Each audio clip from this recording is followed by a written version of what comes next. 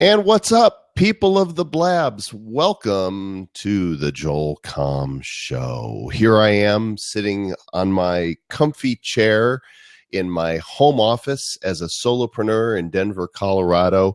And thanks to those of you joining me live here on Blab for what is going to be a hug fest of a show. It's going to be hugalicious, because my guest today is a friend of mine who you just have to love the guy. You just do. He's a New York Times bestselling author. You might know him for his book, Utility. He is a marketing consultant to some big brands that you've heard of. Ever heard of Nike? How about Best Buy? Can you imagine working with the United Nations? And his Convince and Convert media department does all kinds of cool stuff for the rest of the world. He's all decked out as our favorite Saint Nick. Please welcome Jay Baer. Hello, my friend. How are you? Thanks very much for having me on the Big Joel Comm Show. Yeah, I'm kind of wishing I had my Santa hat on right now, but you know what? It's all about you, my friend. And I have to tell you, those glasses that you're wearing, are those new? They are. They're just days old from Warby Parker. Not a paid endorsement. I actually have some specs on the way I should have next week that look remarkably like those. And I'm told that they're not in style yet. They're about 6 months ahead of the curve. You plus me, baby.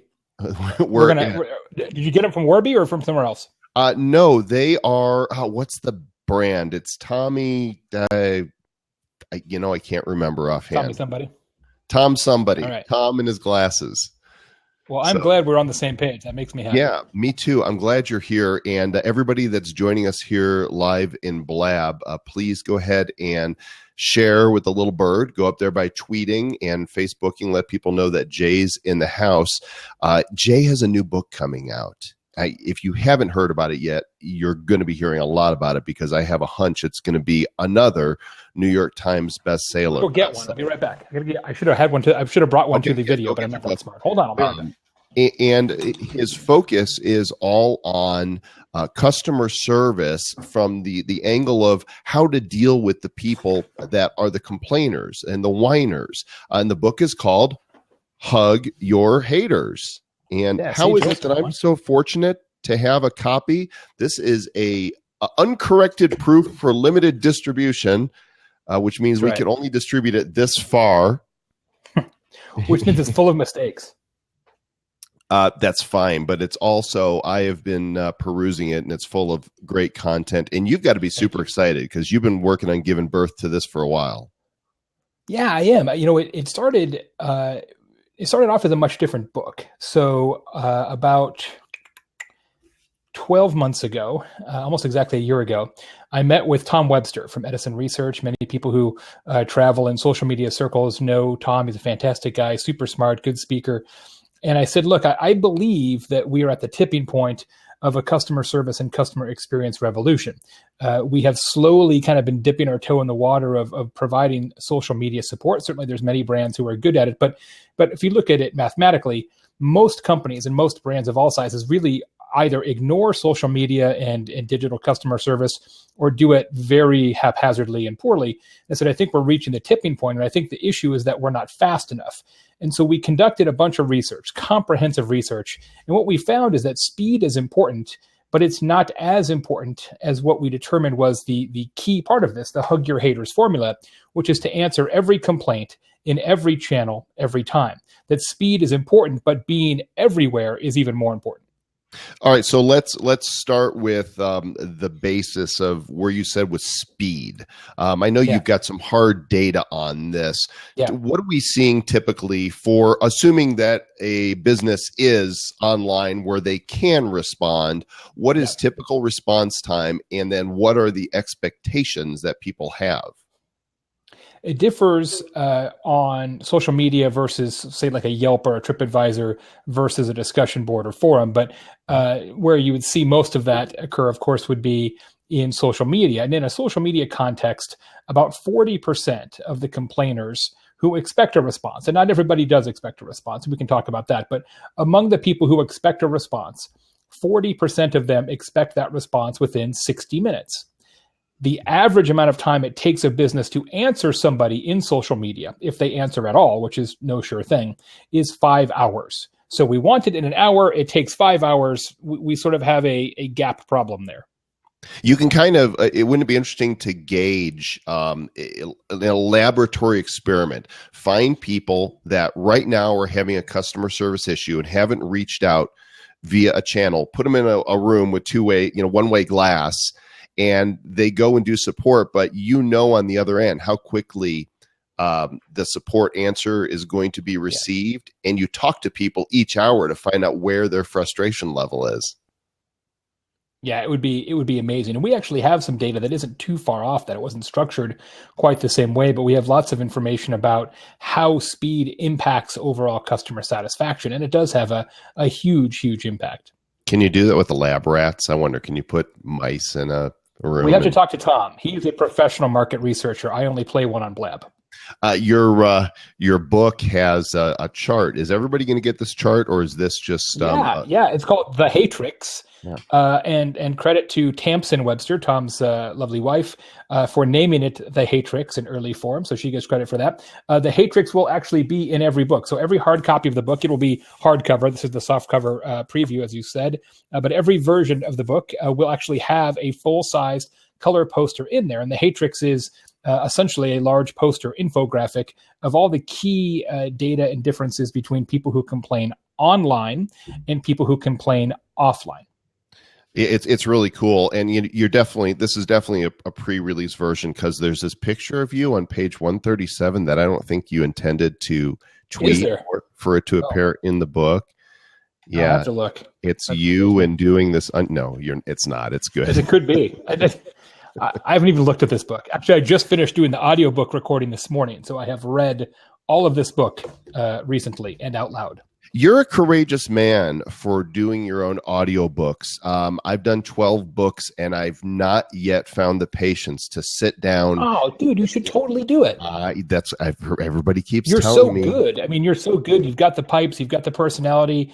Look, when I did my first book with Amber Naslund, The Now Revolution, which ironically is probably more relevant today than when we wrote it 5 years ago. She and I did not have the courage either. We're like, oh, what do we know about recording an audiobook? And so the audiobook company had some schmo read it, and it totally sucked. And so now I'm like, you know what? I know how this is supposed to sound in my head because I wrote it. So at least I feel like I can deliver it with the right areas of emphasis. And it also helps, at least for me, to then take a book like Hug Your Haters out on the road and do 200 keynotes in the next 2 years. When you've done that audiobook recording, it kind of syncs some of the phrasing into your head. So I find it to be pretty useful. But it is sort of an out-of-body experience, right? I mean, this morning I'm at this huge recording studio, and there's pianos there and drum sets and bass and all kinds of like tambourines and shit. And it's just like me and a chair and a microphone, right, for 3 days. It's a very strange way to spend some time. Was there any pan flute used in the recording? There was not pan flute used in the recording, but maybe as a special pre-release bonus offer, we could get the audiobook with pan flute accompaniment by Joel Comm. Well, no, Zamfir. I don't know if you remember Zamfir. Is Zamfir still alive? I don't know, but his pan flute was... Somebody over in the chat, look that up. Is Zamfir alive? That's one of those guys. That's a total dead or Canadian reference right there. If Zamfir is still alive, then I think you should recruit him and his magic pan flute to do the sound. Zamfir needs to be on the Joel Comm show here on Blab is what we got to do. Let's play the pan flute. Raise the stakes here a little bit. I want to give a quick interview. None of the people listening to this are old enough to know who Zamfir is. You and I are much older than people think. If you guys here live on Blab know who Zamfir is, just let us know in the chat room. Of course, this content actually gets repurposed a number of ways. So the people who are here live, they get a special treatment. In fact, we're going to do something really unique here. We're going to get all meta and do a show within a show. And I'm totally springy on you. It's all Matrix, Hatrixy. But it's the Hatrix. It's going to be easy for you to do, but I'll tell you about it in a moment. I just want to give a quick interview of the content so people know what's in this book. Chapter 1 of Hug Your Haters, Why You Should Embrace Complaints.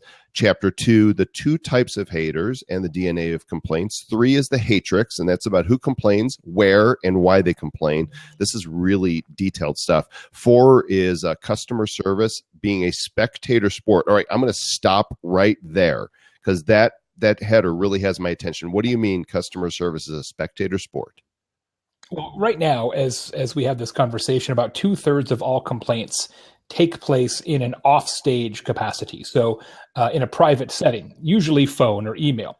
1/3 on stage, social media, Yelp, TripAdvisor, etc., discussion boards and forums. But that balance is shifting very, very quickly because it is, of course, much easier and faster to complain on Facebook than it is to write an email or wait on hold. So we are seeing a big, big move toward public complaints.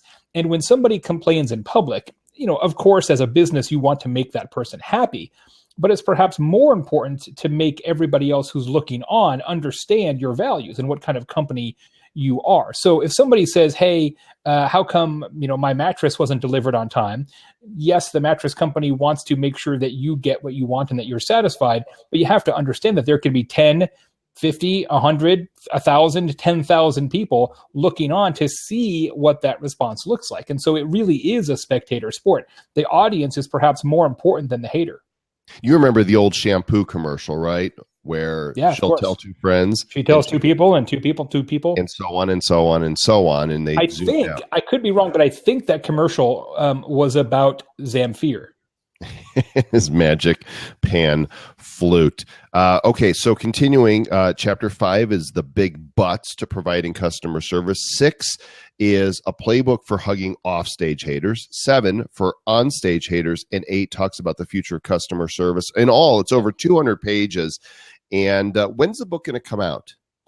Officially, the book is out March 1st. We're taking pre-orders right now at hugyourhaters.com. And I convinced my publisher, the guys at Penguin Portfolio, to allow me to do something really, really special. I actually can't believe they bought into it, but they did.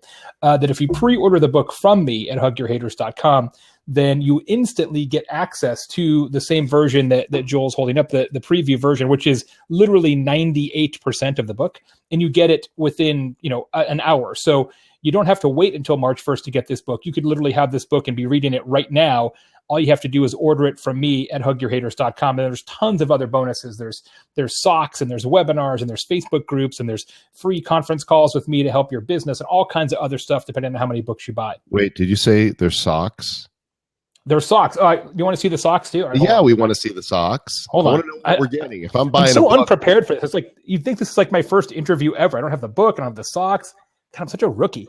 It is Jay Baer's first interview ever, and you're seeing it right here on the Joel Comm Show. And he's going to get socks. The reason he had to disappear is he's actually taking them off of his feet right now. He's got to shake them out because it's got all that toe jam stuff going on there, and he can't hear what I'm saying yet. So that's good. Everybody, shh, don't, like nothing happened. Okay. Hey, welcome back. We weren't talking about you much. Here are the socks. These say, I love haters. And if you buy a few copies in advance, I will personally send you I love hater socks. And you also get not just the poster that Joel held up earlier, but I'll sign that poster to you personally and say, Dear Zamfir, thanks very much for your support. So I'm going to get a signed, it's a hardcover, right? That's coming? Yeah. Because I ordered books. You're the man.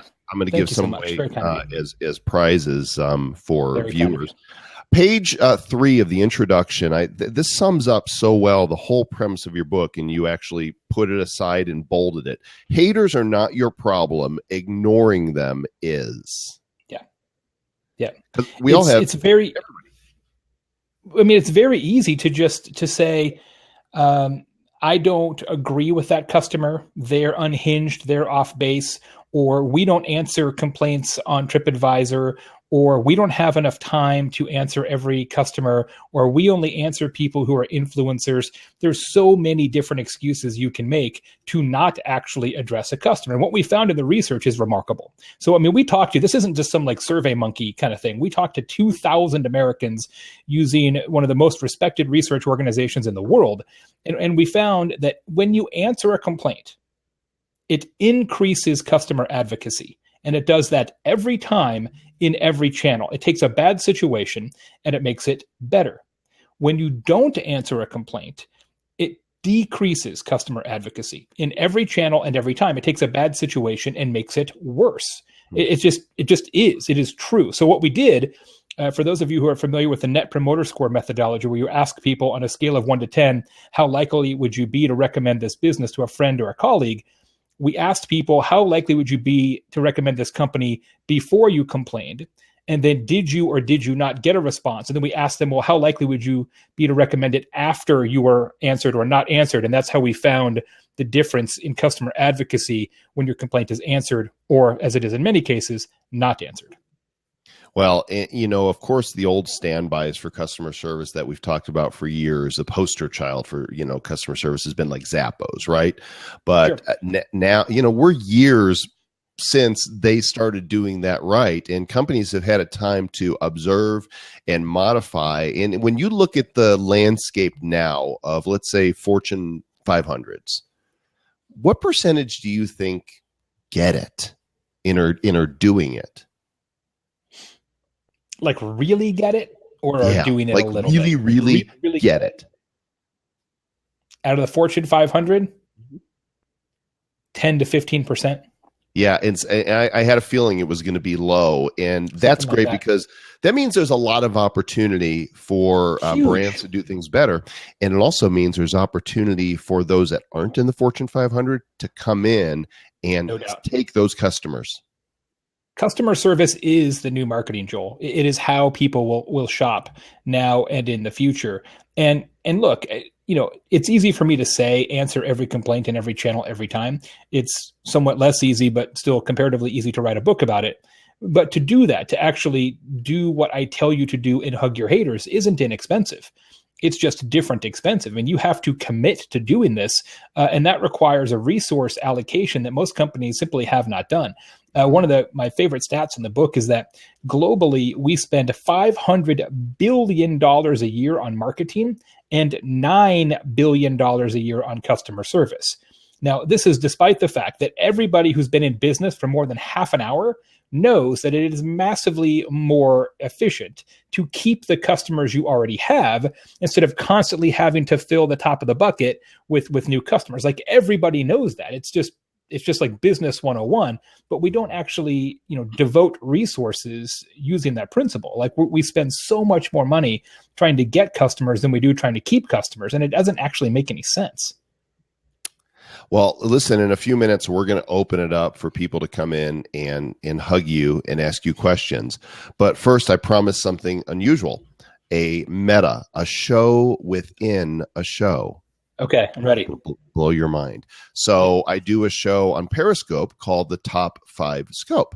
And I want to do a show with you within the show here. And since we're recording this, I'll just pull the content out and broadcast it. I love it. Periscope a little later. And what I thought we would do is, now you only have 4 here on the chapter of why you should embrace complaints, but you have why hugging your haters makes business sense. So I need you to come up with a number 5 that isn't in the book.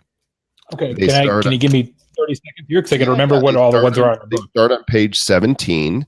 And what we'll do here, you guys that are live here to see this, get to see the making of a show within a show. And I'm going to introduce it as though it is the Top 5 Scope. And we'll do that. I'll close it out, and then we'll come back to where we already are, and we'll open up the seats here so that you guys can come say hello to Jay, the Cuddly Bear, who I love the Santa hat, but I'm disappointed he's not wearing one of his classic sports coats today because they are. I'm not. I'm at home, and I'm going to be at home for a while. So you're lucky I'm even showered. When I get off the road, it goes full native real quick. Well, you'll be happy to know I showered for you as well, and so it was a mutual cleanliness thing that we had going on here. Okay, I got to come up with a 5th one, huh? Yeah, you got to come up with a 5th one, and it doesn't have to be deep or profound. Good or good, or it doesn't have to be good or true. Yeah, I'm putting you on the spot here. So okay, and we are asking it the benefits to hugging your haters. Okay, right. Hold on. This is the why. The why do it, right? There's got it. I'm ready. We're ready? Okay. Ladies and gentlemen of Blab, get ready as we're going down the rabbit hole of online. We need like the Scooby-Doo sound effect. And it's episode number 33 of the Top 5 Scope. And this guy next to me, or over here, or wherever it is he is is my friend Jay Baer, New York Times bestselling author of the book Utility, and soon to be second-time New York Times bestseller with his new book that's coming out called Hug Your Haters. How's it going, Jay? Fantastic, Joel. Thanks very much for having me. I'm glad that you are ready to be had, because episode 33 is going to be pulled directly from the content of the soon-to-be best-selling book about why hugging your haters makes business sense. And so today we give you the top 5 reasons that you should hug your haters. Let's jump right in. Reason number 1. Reason number 1 why you should hug your haters and embrace complaints is that it allows you to turn bad news into good news. Look, if you don't answer somebody's complaint, you literally have no opportunity to turn lemons into lemonade. As Dave Kirpin says, a lack of response is a response. It's a response that says, I don't care about you very much. And so it's always a better idea to say something than nothing. If you don't say anything, it's like when you sell a stock that's already dropped, you sort of lock in your losses at that point. If you answer, and even if you don't answer it well, at least you have a fighting chance to save that customer. How does this fit in with the old axiom we used to hear, if you can't say something nice, don't say nothing? Well, there are certainly stories and tales of companies out there answering in a way that probably made a situation worse. I've got a great one in the book where this lady, God, I feel so bad for her. She lived up in Canada Australia. She's in Melbourne, Australia. That's right. Melbourne, Australia. And she got some roses for her wedding, and the florist screwed it all up. And she waited for a year until her 1-year anniversary, and it had been bothering her every day for a year. And she sent them this long, heartfelt, tear-inducing email about how, it was really disappointed her and she felt so bad. And could you please just give me a decent bouquet of roses on my 1-year anniversary? And they did reply. And their reply was, don't ever contact us again. That was it. That was all they said. Me. And so then it went viral, and she put it on Instagram, and the whole thing just got really bad. It got really, really bad. So wow. You are correct. Sometimes people answer, and they probably would have been better off to not say anything, but that is very much the exception. That's horrible. So number 1, why hugging your haters makes business sense is you could turn bad news good. Number 2. Number 2 is that if you hug your haters, it actually increases customer advocacy. I did a tremendous amount of very comprehensive research for this book and talked to thousands of Americans about who complains and where they complain and why they complain and how. And what we found in the research is that when you answer a complaint, it actually increases customer advocacy. So they feel this way about you. And when you answer their complaint, they feel this way about you. And that is true in every channel, in every circumstance, and in every case. Now, the amount of that lift, the amount of that customer advocacy lift depends on their expectations. So if they expect you to answer their complaint, then the bump is not very high. For example, Joel, if you call a company and you leave them a voicemail, you anticipate that company to call you back, right? I do, yes. And similarly with email, if you email a company, you anticipate that they will call you back. No. And so the data shows approximately 90% of the time, if people call or email, they anticipate a response. It's just like the social contract at this point, right? We just do that. So if a company does actually email you back or does call you back, it's going to give you a small bump in customer advocacy, not a huge bump because you expect it. However, if you complain in social media on review sites, whether it's G2 Crowd or Yelp or any of the hundreds and hundreds and hundreds and hundreds and hundreds of other ratings and review sites that are out there for everything from plastic surgery to finding an apartment, or if you complain on a discussion board or forum, you don't always expect or anticipate a response. So if you do get one from a company, it increases your customer advocacy as much as 30%. 30%. And the people who had a problem that you solved are twice as loyal as the people who never had a problem at all. Good data. Great point. Okay, number 3. Number 3 is that customer service now is a spectator sport. Increasingly, people are complaining in public. on digital channels. And in those places, the spectators, the people who are looking on, the people who are going to see that tweet or that Facebook comment or that Yelp review or any other form or fashion of that kind of interaction, those people very much outnumber the original complainant. So of course you want to hug your hater, you want to make the original customer happy, but perhaps more importantly from a revenue standpoint is what your response says about your company and its values. Are you actually listening? Are you paying attention? You've probably heard the adage, Joel, that the measure of a man is not when things are going well, but when things are going poorly. And this is very much the business version of that axiom. You know, it used to be if we had a problem with a company, we'd call them. And if we weren't satisfied, we'd go and tell some friends. Now we post on Twitter or Facebook and we tell 50, 100, 1,000, 10,000, 100,000, maybe even 1 million people if we're that influential. Absolutely. And that's when it can go really bad. Companies just are not, in generally speaking, prepared for that world. Some are, of course. There are examples of companies that are great at it, but they are very much in the minority. Excellent. All right. What's the number 4 reason that we should hug our haters? When you do that, when you interact with customers who are unhappy, you have an opportunity to glean insights and intelligence to make your organization better. See, the most important customers you have are the haters.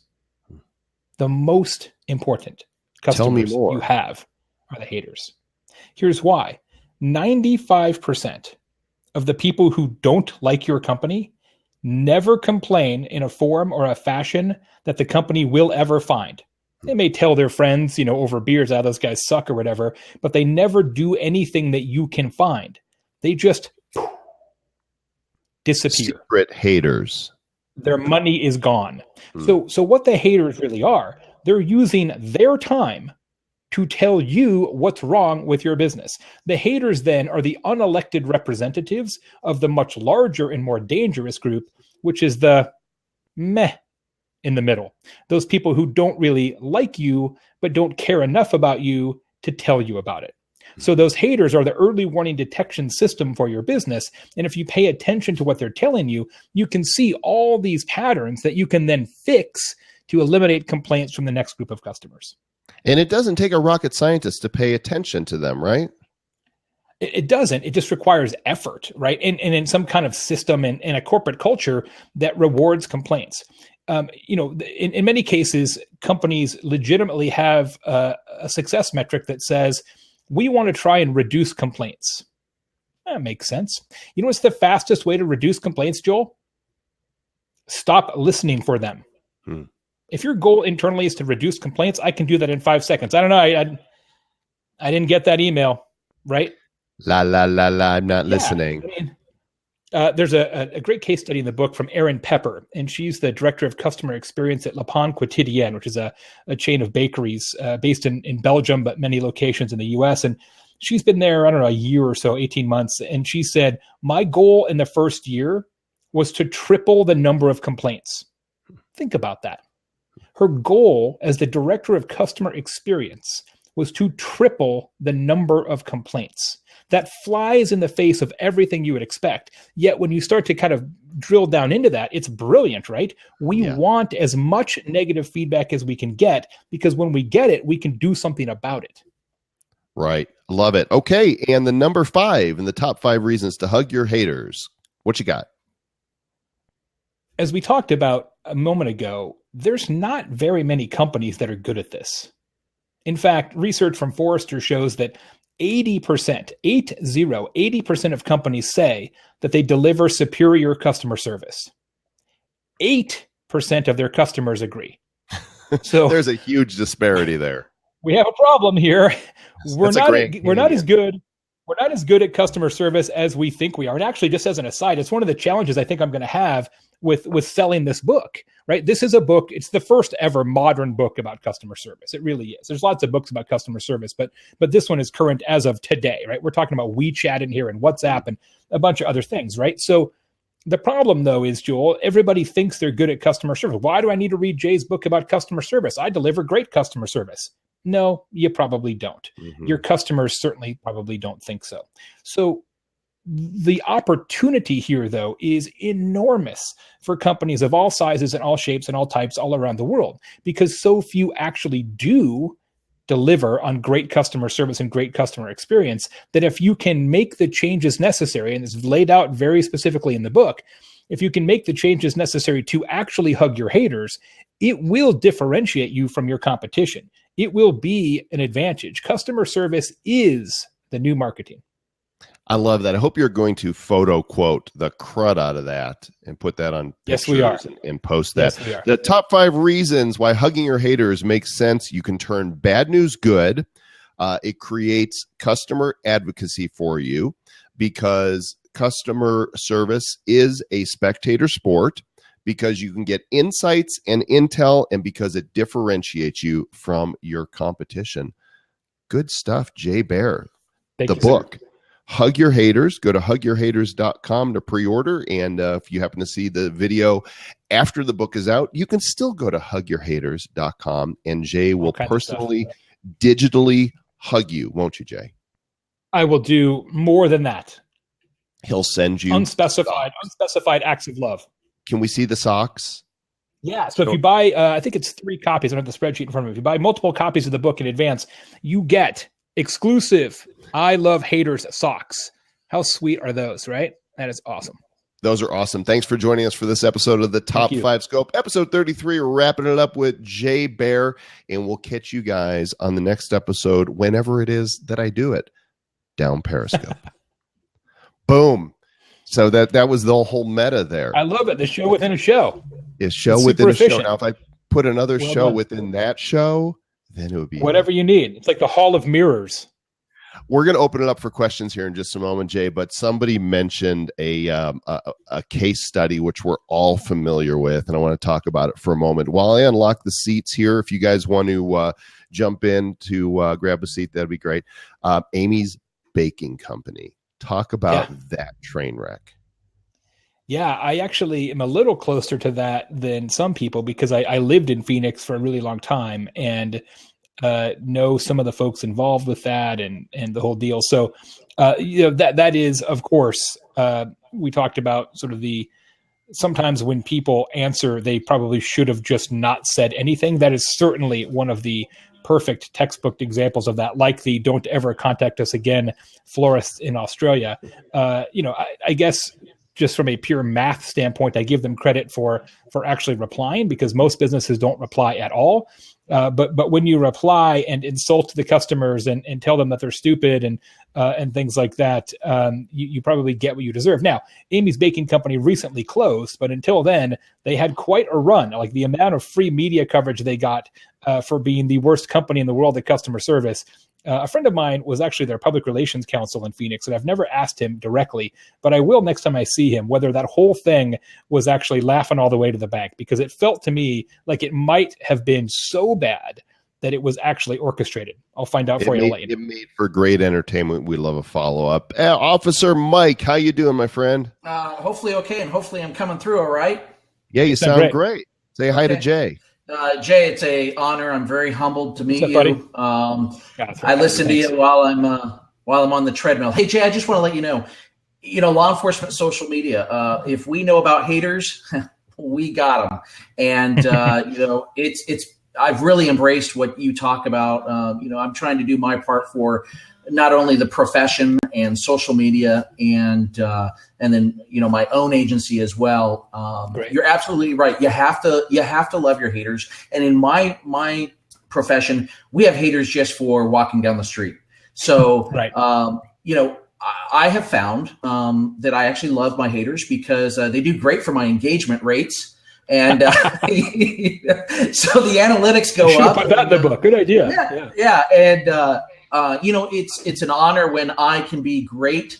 I thought that was a bottle of Jack Daniels right there. I was going to say, what are you doing? But if I can exemplify, a police officer and the true meaning and passion of, serving the public and being there and answering questions. We do a show every Thursday on Blab here. We're actually coming to America and showing them that, hey, we're human. We make mistakes, and we understand that life is life. And so your book. I just ordered it because every time I can learn from you, Jay, I utilize those. I appreciate that. It's very kind. And the human side of that's really important, Mike, is, and I talk about that in the book a little bit, that when you can interact with somebody on a one-to-one basis, whether that's replying to a tweet with your name, whether it's using video for customer support, which I think has a tremendous future, whether it's Facebook video, Twitter video, any other form of video, when you can put a face to an organization, it brings the pot off boil in a very significant way. Because many cases, haters don't hate you. They hate whatever you stand for, whatever you represent. They hate the organization. They hate the police. They hate something bigger. But when you break that down to the individual level, it changes the dynamics of that interaction significantly. So the more, and that's actually one of the things that I think Blab could at some point be used for, is in customer service sort of group support contexts. I think it has a lot of future in that. But I completely agree that the more you can make it about people and not about logos, the better off you'll be.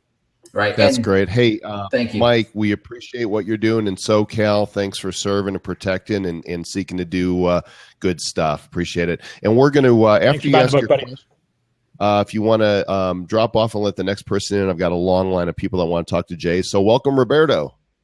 Hey, how's it going, you guys? Good to see you. Jay, I'm actually rereading Utility, and it's always gotten interesting and great nuggets, and I'm really looking forward to this book as well. I appreciate My question is a little different. It's that I agree with what you're saying, especially in the context of business, but with so many people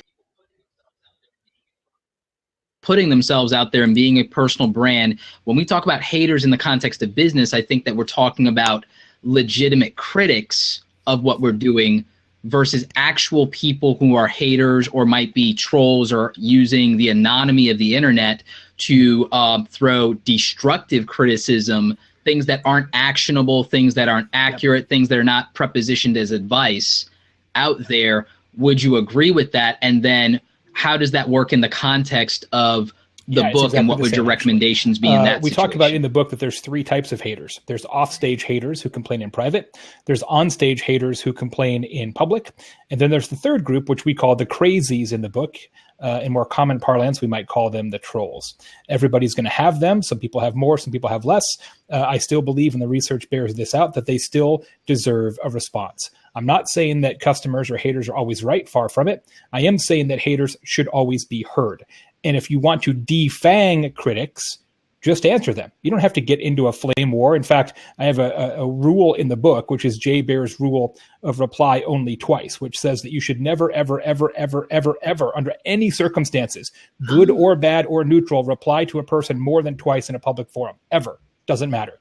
Because you get sucked into sort of a whirlpool of negativity, or if it's positive, you're just wasting time. So trust me, people don't always love what I do either. I have haters. I've got trolls the same way everybody else does.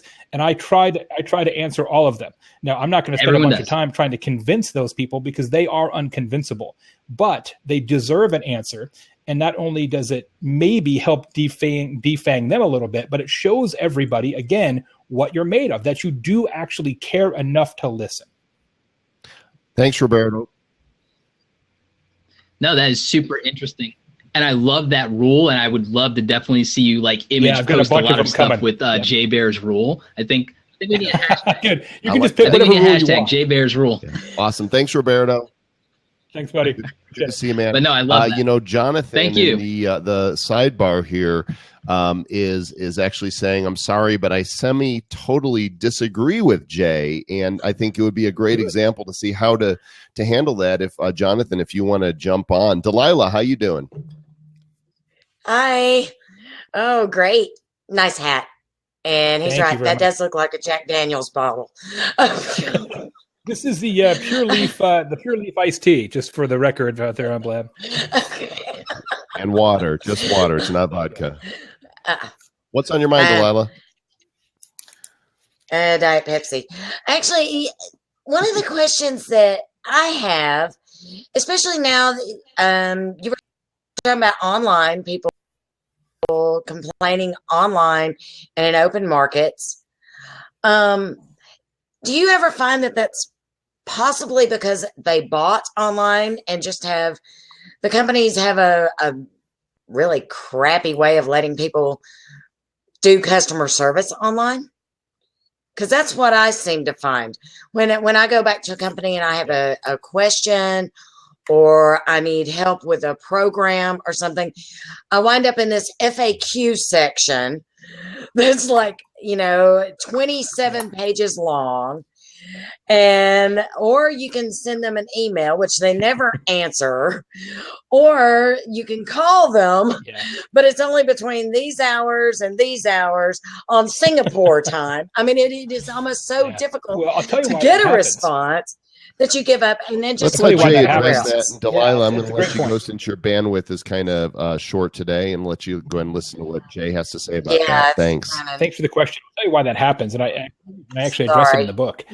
Here's one of the great fallacies of social media, and not just for customer service, but frankly for social media marketing too. So many companies have this philosophy that what we're going to do is we're going to staff those positions with young people because they grew up with this stuff. And so what happens is you get somebody who's in charge of customer service or is doing Twitter customer service or Facebook customer service or whatever, right? And they get that job because they're facile with the technology. They understand how a retweet works or whatever, but they don't know shit about the company. They don't understand the company culture. They don't understand policies. They don't understand procedures. They don't have any experience in the company. So then when you tweet them, they don't actually have any answers. They say, oh, I don't know. You're going to have to call. So all they're doing is kicking the can down the curb. Look, folks, it's much easier to teach somebody Twitter than it is to teach them about your entire company. So this idea that we're going to put the youngest, cheapest, most inexpensive people on the front lines of your business and social media is insane. We've got to stop doing that. Excellent. Hey, we've got an open seat, and if somebody wants to grab that, we'll take this question from Greg. How's it going, Greg? Good. Hey, Joel. How are you? Hey, Jay. How are you? Happy holidays. What's up, buddy? Always great to see you. Full disclosure, Greg is the man, the myth, the legend behind convinceandconvert.com. Well, no, I don't know about me, but the marketing press team is. There you go. Let's say that. So, you just sort of answered my question, but I wanted to let's elaborate a little bit about it. So at what point is there a diminishing return from trying to hug a hater? And you mentioned you'll only answer them twice publicly. Right. So that was my question. You answered it before I jumped in, but where do you go from there? I mean, we take it offline, we take it, into a non-public forum, and it becomes a customer service thing and not a social media type of issue. So here's kind of the playbook that we have in the actual book, chapter 7. Is you reply publicly and you apologize. And if they come back again and say, blah, blah, blah, screw you, whatever, then you reply publicly again and you offer an offstage version. So you say, we're sorry. The next time you say, hey, we're sorry, this probably merits a deeper conversation. Call me at or email me at. Then if they come back a third time, you walk away. Because you have given them 2 chances. And everybody looking on has seen that you have given them 2 chances. At that point, nothing will be gained from going in there a third time. Right. They are too far gone, or they are choosing to not take you up on that offer. At that point, they don't really want an answer. What they really want is an audience. Okay, so they're trying to use you to gain their audience and absolutely use you as the platform.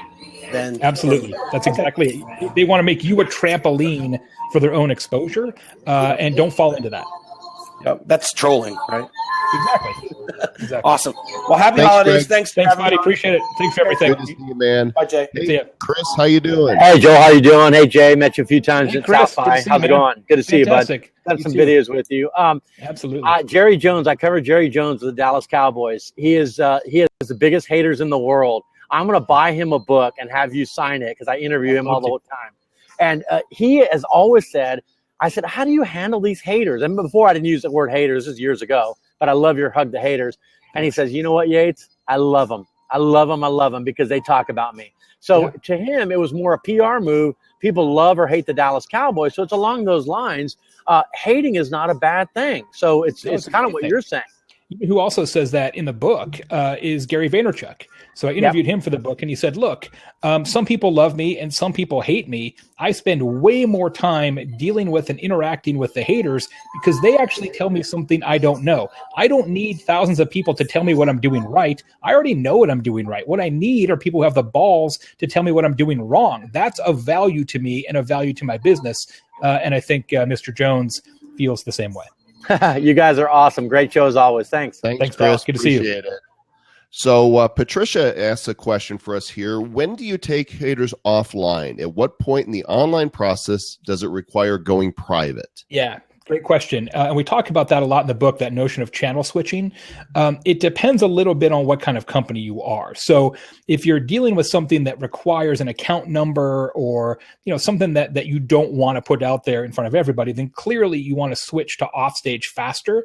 But the nice thing, and really this has only happened in the last 18 months or so, that many of the onstage channels and social media discussion boards and review sites and stuff typically have a parallel private track now. So for example, you can interact with somebody in Facebook in public, but you can also then send them something in Facebook Messenger, Twitter public, Twitter DM, Yelp public, Yelp private, TripAdvisor public, TripAdvisor private. So most of these venues don't require you then to call or email. That's just being lazy. So what you can do is answer somebody in Facebook. And then if you say, you know what, I need more detail here. We probably don't want to get into all this in front of everybody looking on. Just send me something on Messenger and we'll take care of it there, as opposed to call me or email me, which then puts the onus on the original complainant to switch channels. So generally speaking, when you unless it's obvious that you need to go off stage because you have a password or an account number, generally speaking, my rule is you take it private on the second interaction.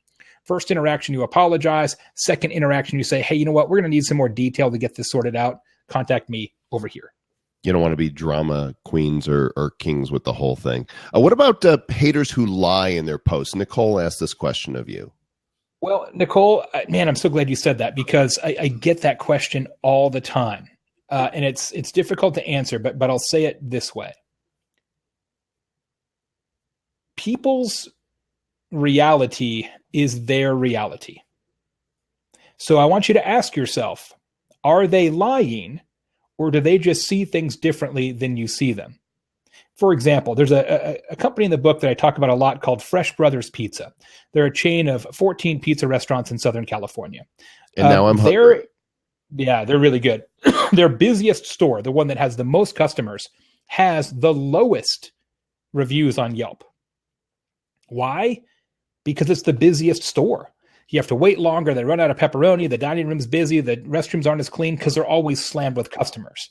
And so in a circumstance like that, where someone leaves them a negative review, that customer, that hater only sees what they can see, which is when I was there under these circumstances, this expectation was not met. But yet there's actually an extenuating circumstance. The extenuating circumstance is it's their busiest store. It was in the middle of rush hour. Now, that may not be an excuse for having a dirty restroom, but there is a rationale there. So in many cases, when business owners or even individuals like us say they're lying, in many cases, it's not that they're lying.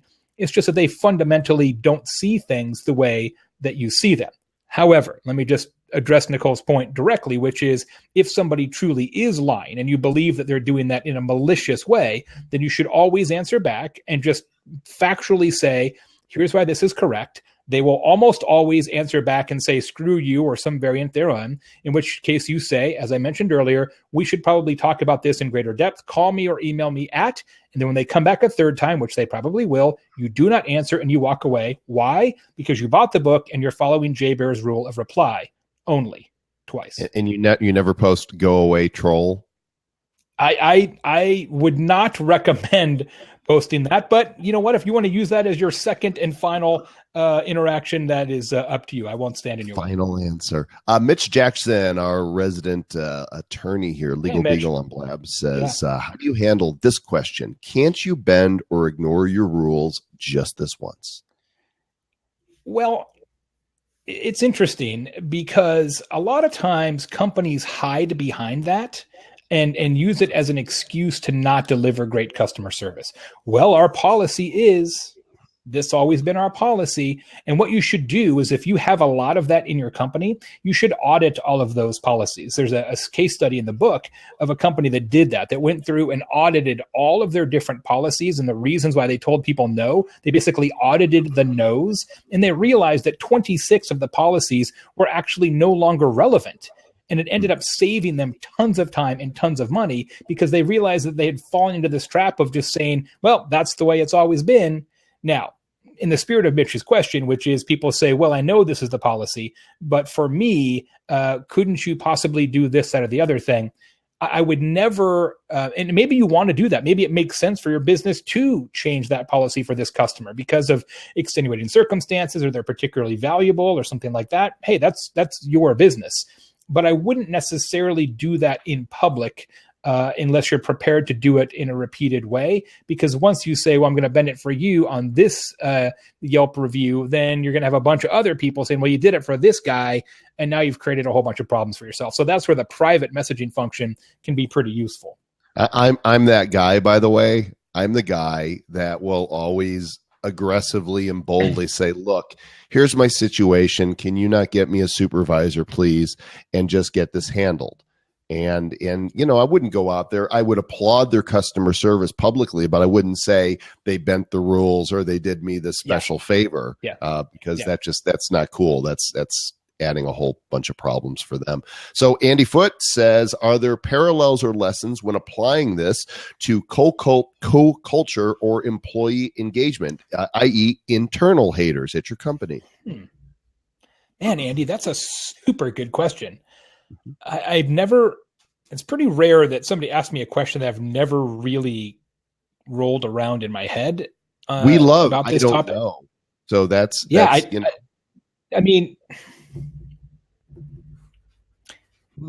certainly there are parallels. There's no question about that. I think the difference is that the advice in Hug Your Haters is, by definition, very much oriented around specific channels. So what do you do on the phone? What do you do in email? What do you do on Facebook? What do you do on WhatsApp? What do you do on review sites, etc.? In an internal corporate culture perspective, I think a lot of the personality dynamics of how you handle people who are against you are very much the same. And some of the lessons in the book about physiology and about actually the psychology and physiology of anger and what happens to your brain chemistry when somebody attacks you, I think you'll find those sections very transferable and very relevant. But in terms of how you respond procedurally and tactically, I think it differs, because in a corporate setting, most of that is face-to-face. You sort of have that, passive-aggressive thing that goes on, which is why I no longer work in a corporation.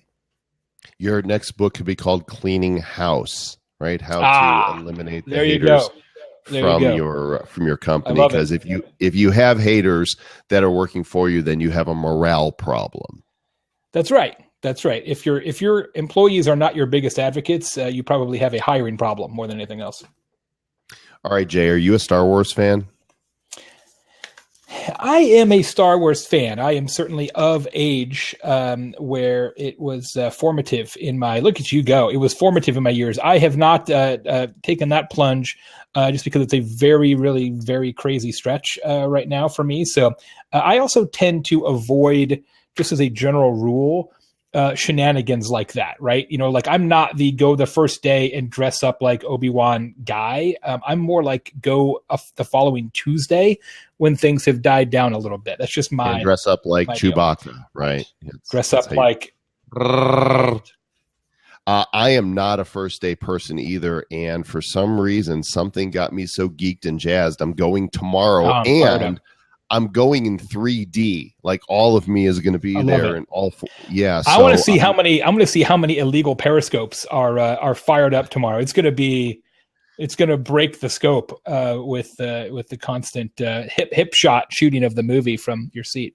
Yeah, I'm going to be, I won't periscope in the theater, but I'm definitely, because I'm sure it's sold out, but I'm planning on getting there a couple hours early just to get in line so that I can sit with my son and not, be in the front. That's I guess it really doesn't matter where you are as long as you're in there. I think you should just go right now. You could bring a tent. You could camp out.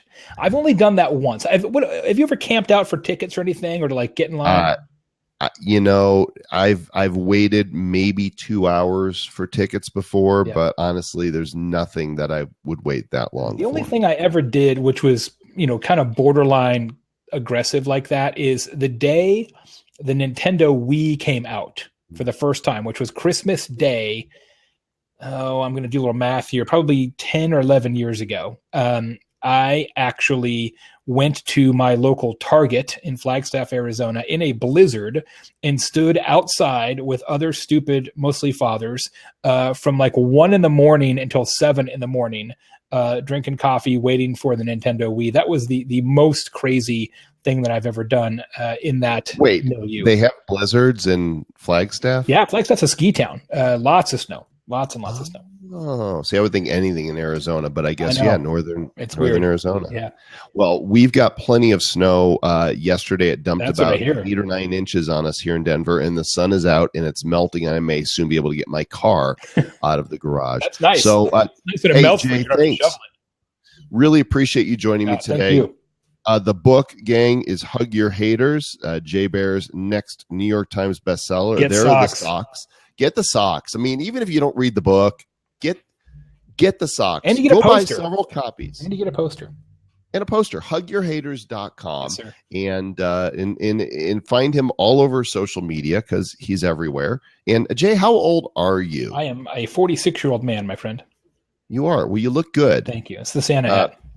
You're aging well. Because I'm always indoors. I'm an avid indoorsman. And when I get my glasses in that look very similar to yours, we'll have glasses wars. Yeah, I can't wait. Let's do this again, and we'll go. We'll do the glasses. You'll get the Santa hat. We'll kind of make it all happen. And thanks for everybody joining on the Joel Comm Show today. Have a great week, and we'll catch you on the flippity flop. Go hug a hater. Do it. See ya. Thanks, guys.